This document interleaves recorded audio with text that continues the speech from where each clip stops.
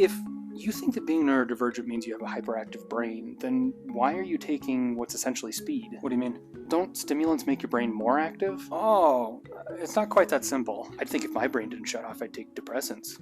You're thinking about it like, how do I get a break or like an escape from my mind? Isn't that what you're doing? No, I approach it like, how do I function better in my environment? What's the difference? Well, firstly, wanting a break or an escape I think is fine as long as you're doing it responsibly and in moderation. It's like drinking or gummies. If that's your thing, and it's legal.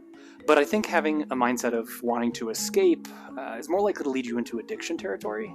Wait, what's the difference between addiction and what you're doing? Well, I take my medication to function, but doesn't an addict think that they're taking their thing to function too? I'm sure some do, but an addiction is something that negatively impacts your life. Like, would you tell a diabetic that they're addicted to insulin? No. Right, because they need it to keep their blood glucose levels in range. They need it. ADHD medication is not for everyone, but it gave me the ability to curb some of the struggles that come with being neurodivergent and living in a neurotypical world. Wait, but back to my original question then, why stimulants? Right, so what you're calling like a hyperactive brain, it's not just that I run faster than you, it's that my brain doesn't have an auto sifter. What? Yeah, okay, so let's say you had like a jar of coins and you wanted to find all of the wheat pennies. What would you do?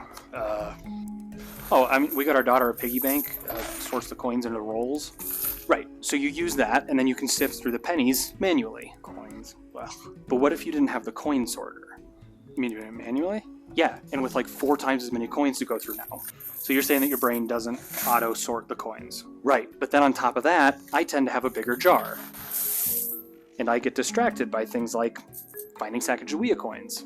Okay, yeah, I see how that would take longer. Longer, but also I've done things like sorted out the state quarters or figured out what the symbols mean for where the coins were minted. Oh, so you get a slightly different result too. Yeah, and if I were drinking or something while sorting the coins, I'd be pretty much useless. Not great. I take my meds to help me sort through the coins. Now someone with an addiction has stopped focusing on the coins altogether and started focusing on the feelings they're escaping. Yes, but your meds are basically meth. That's a conversation for another time, but if I take my meds the way that I'm supposed to, they don't really up my mood much more than a cup of coffee. Since you're focused on functioning, you don't abuse them. Exactly.